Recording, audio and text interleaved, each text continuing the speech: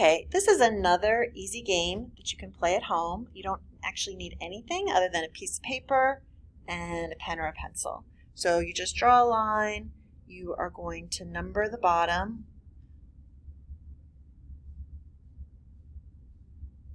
Like so. And you are going to take turns.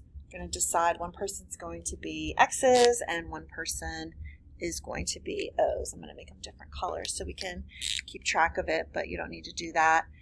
So the first person would go and they might say, X's might go and say 4 times 5 is 20. And so they have put X's onto each digit of their answer. And then the next person would go and say that they want to block, because this is going to be 4 in a row. So they might say 3 times 6 is 18.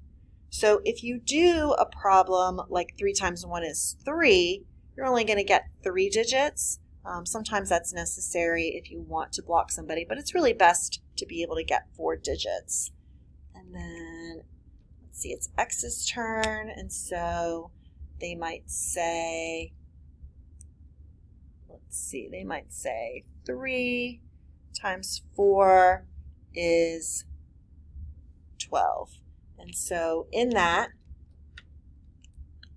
they have gotten 4 in a row. And you can get 4 in a row either horizontal, vertical, or diagonal. And so I get 1 point. So I'm going to put a tally mark down there. And then O is going to go, and they are going to maybe, let's see, they're going to do 4, what happened? I'm O, but I'm not blue. 4 times 5 is 20. And so you can kind of see the strategy of where this person is going. They're trying to build up. And so you can either try to work on the defense or the offense, whichever way you want to go. And this person might say that they want to do, let's see, I'm going to try to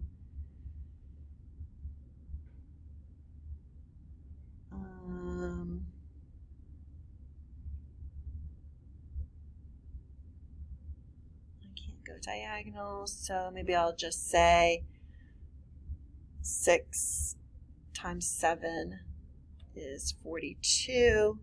And so I would look and see if I've made any progress there, and I do not have any 4 in a rows. And then O is going to say,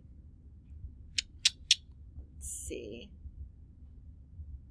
so I might want to do something like this, where I say 3 times 3 is 9, and just to get maybe a point. So that would be a diagonal point for O. And you can play this game. I've played this game with addition and subtraction. What you're trying to do is you're trying to get 4 digits.